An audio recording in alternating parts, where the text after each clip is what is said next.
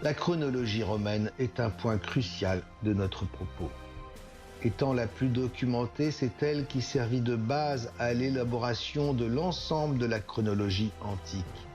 S'il s'avérait qu'elle soit un tant soit peu douteuse, cela suffirait certainement à remettre en question la majeure partie de la trame temporelle des temps lointains. Selon la chronologie conventionnelle, la cité romaine fut créée en -753. Après une période royale, une anachronique république la gouverna de -509 à -27. Puis ce fut le temps de l'Empire de -27 jusqu'à sa chute en l'an 476. La plupart des vestiges qui ont subsisté de cette civilisation remontent au 1er siècle de notre ère, c'est-à-dire qu'au bas mot, les arcs de triomphe, le Panthéon ou le Colisée dateraient de 2000 ans. Simple question de bon sens, ne les trouvez-vous pas remarquablement conservés pour une telle ancienneté ?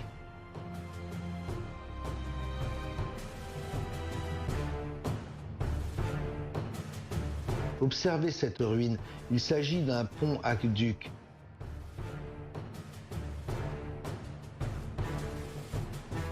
Un vestige datant de l'Antiquité, penserez-vous immédiatement. Eh bien, détrompez-vous.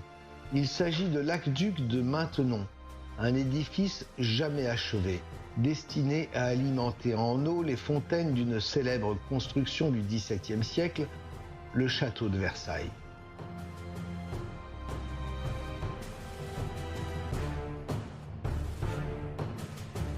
En comparaison, observez le pont du Gard érigé en 50 d'après la chronologie conventionnelle et laissé soi-disant à l'abandon après la chute de l'Empire romain. N'y a-t-il pas quelque chose qui cloche ? De deux ouvrages délaissés censés être séparés de 1500 ans, le mieux conservé est le plus ancien. Et si cette chronologie était erronée ?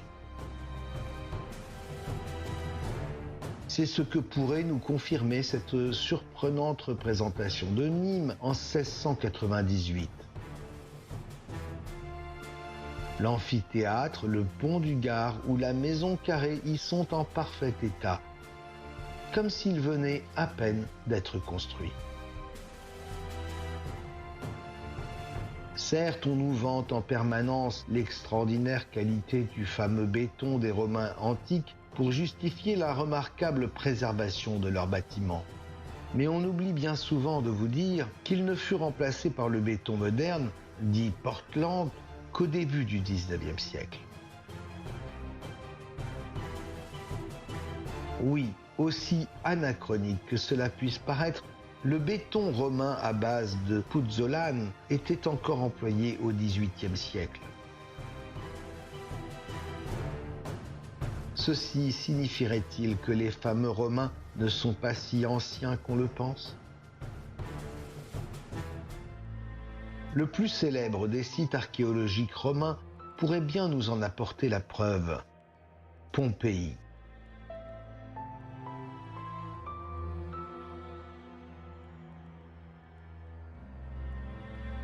Qui ne connaît pas les célèbres sites des cités englouties de Pompéi et Herculanum ?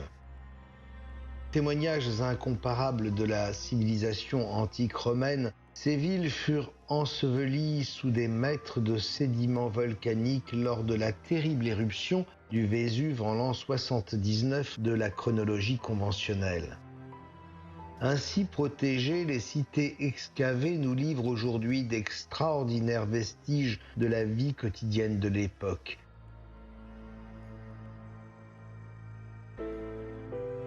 Bâtiments à plusieurs étages, villas richement décorées de fresques colorées, rues, passages piétons, forums, colonnades, temples ou amphithéâtres. Savez-vous quand ces cités furent retrouvées et fouillées pour la première fois ? En 1738.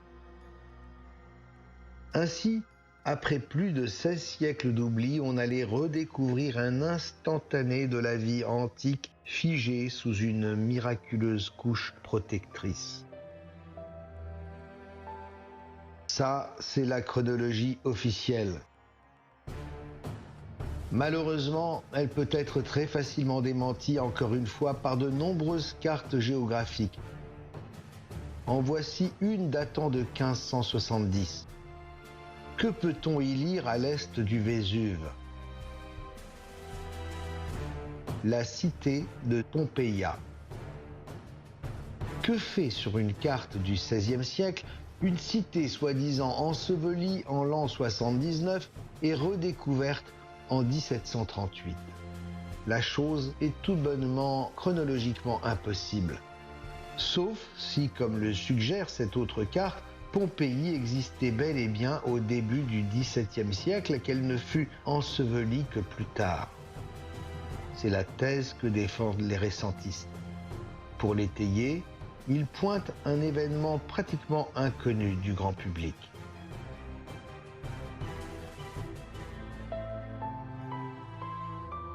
Dans sa vie tumultueuse, le Vésuve connut de nombreuses éruptions.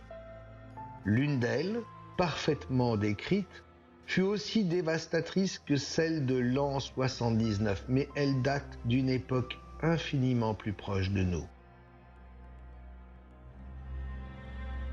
Sur les pentes du Vésuve, sur la route de Torre Annunziata, on peut observer une plaque de marbre gravée d'une épitaphe commémorant une terrible éruption du volcan. Dans la liste des villes ayant subi des ravages, on peut lire très distinctement deux noms, ceux de Pompeios et d'Herculanum. Sommes-nous en face d'une épitaphe antique se rapportant à l'éruption de l'an 79 ? Eh bien, pas du tout. Cette plaque fut apposée en 1635, quelques années après une éruption qui dévasta la région en 1631. Et effectivement, selon les documents d'époque, elle ensevelit bien deux cités censées pourtant avoir été abandonnées depuis des siècles. Pompéi et Herculanum.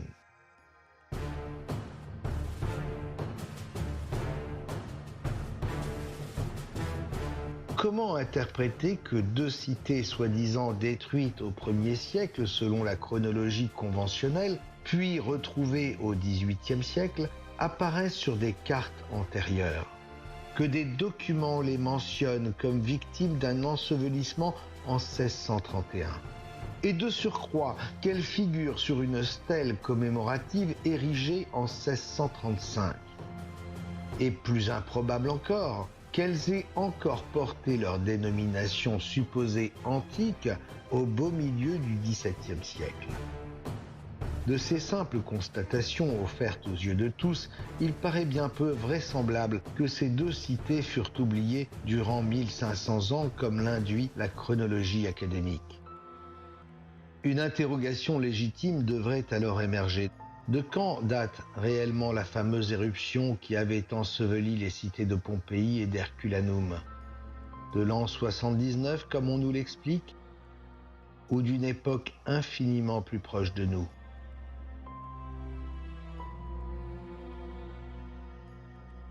Sachant qu'une tragédie comparable est parfaitement attestée et abondamment décrite en 1631, le doute est objectivement permis. Se pourrait-il que ce soit justement cette éruption de 1631 qui nous soit en fait décrite en l'an 79? Impensable, me direz-vous. Et pourtant, de nombreux indices abondent dans ce sens.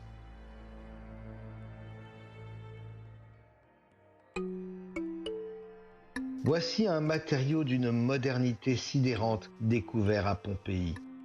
Des fenêtres en verre. Or, leur fabrication ne date que du XVIe siècle à Venise. Pour obtenir les fameux miroirs de la Galerie des Glaces de Versailles, Louis XIV créa même une manufacture qui est encore à l'heure actuelle une des plus anciennes marques françaises, Saint-Gobain. Est-il raisonnable d'imaginer que les Romains antiques possédaient déjà cette technologie du XVIIe siècle? Voyez ces outils chirurgicaux déterrés à Pompéi. Faits de métal, ils ont remarquablement résisté au temps. Voici à présent ceux qui étaient en usage au XVIIe siècle. Étonnamment ressemblants, non?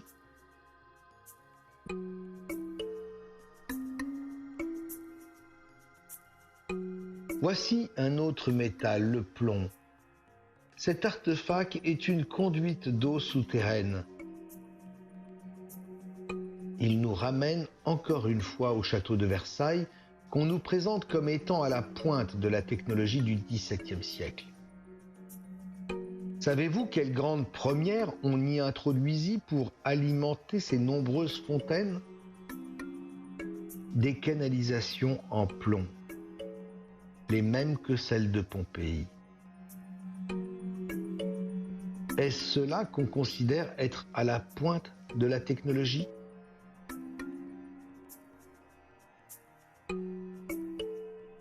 Si elles dataient réellement du 1er siècle, comment les fontaines de Pompéi étaient-elles approvisionnées en eau? On ne peut qu'invoquer le génie fantastique des ingénieurs hydrauliques antiques qui avaient réalisé cette prouesse à l'aide de simples colonnes réservoirs. En revanche, si elles dataient du XVIIe siècle, nous aurions alors une réponse beaucoup moins fabuleuse à cette question. En 1600, un canal fut creusé pour relier la rivière Sarno et la ville de Torre Annunziata. Comme on le voit sur cette illustration, l'ingénieur Domenico Fontana aurait pu tirer tout droit à l'économie. Eh bien non, il fit un détour totalement incompréhensible par une cité soi-disant abandonnée depuis des lustres, Pompéi. À quelle fin détourne-t-on ainsi de plusieurs kilomètres un projet de l'ampleur d'un canal si c'était pour alimenter une cité engloutie depuis 15 siècles? Évidemment, ceci n'est justifiable que si, en 1600, la cité était encore habitée et qu'elle nécessitait une adduction d'eau pour, par exemple, alimenter ses jardins et les rivières artificielles des riches villas aux fresques éclatantes. D'ailleurs, en parlant de ces fresques, voici l'incroyable maîtrise dont avaient fait preuve les artistes pompéens au 1er siècle. Outre les couleurs remarquablement préservées, ce qu'il faut observer ici, c'est l'utilisation très maîtrisée de la perspective. Le problème, c'est que si l'on en croit l'histoire de l'art, cette technique ne fut introduite timidement qu'au XIVe siècle par Giotto, pour n'être réellement maîtrisée qu'1 siècle plus tard, au XVe siècle, par Masaccio. Autrement dit, s'ils étaient réellement antiques, les géniaux artistes de Pompéi auraient inventé la perspective 15 siècles avant eux-mêmes. Aberrant. Sauf si ces artistes sont beaucoup plus récents qu'on le dit, datant peut-être d'après l'époque de Raphaël.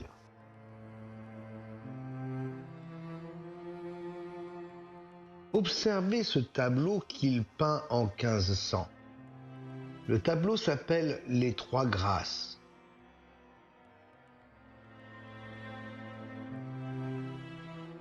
Observez à présent cette fresque découverte à Pompéi datant soi-disant de l'an 79.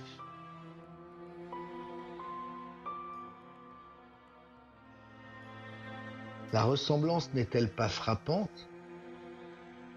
Le même sujet, la même scénographie et exactement les mêmes poses. Selon la chronologie conventionnelle, ce serait nécessairement la fresque de Pompéi précédant l'œuvre de Raphaël de quelques 1400 ans qui aurait servi de modèle. Mais auquel cas, comment Raphaël pouvait-il en avoir eu connaissance en 1500 alors qu'elle ne fut redécouverte qu'au XVIIIe siècle? Ce paradoxe temporel pourrait trouver naturellement sa résolution grâce à l'hypothèse récentiste, en imaginant que la fresque de Pompéi n'ait été ensevelie qu'en 1631, ce serait à l'inverse le tableau de Raphaël réalisé 100 ans auparavant qui aurait servi de modèle. Dans ce cas, il n'y aurait plus aucun hiatus chronologique entre ces deux œuvres.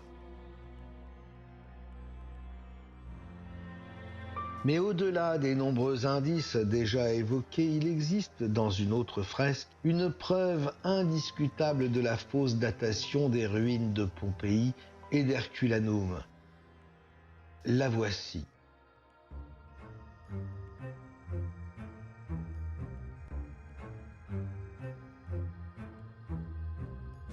A priori, au premier regard, rien de bien compromettant, si ce n'est ce fruit, un ananas. En effet, il pose un problème insoluble dans la chronologie conventionnelle. Ce fruit est endémique de l'Amérique du Sud. Et comme tout le monde le sait, le nouveau continent ne fut découvert par Christophe Colomb qu'en 1492.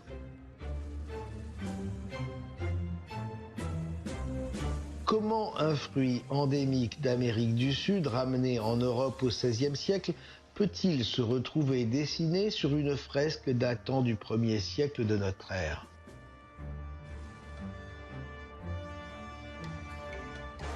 Comme sur de nombreuses représentations supposées antiques d'ailleurs. Évidemment, la chose est impossible.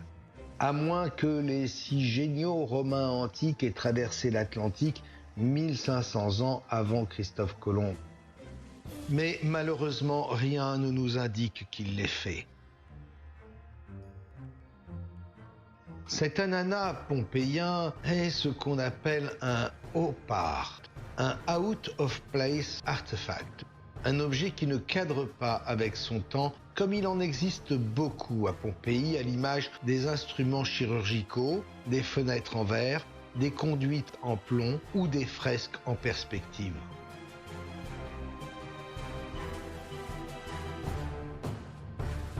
Néanmoins, selon la théorie récentiste, cet ananas américain serait parfaitement dans son époque. Si l'ensevelissement de Pompéi datait bien de 1631, il n'aurait en effet subitement plus rien d'anachronique. En fait, il constitue certainement la preuve la plus concluante que les ruines de Pompéi ne peuvent être antiques, mais récentes.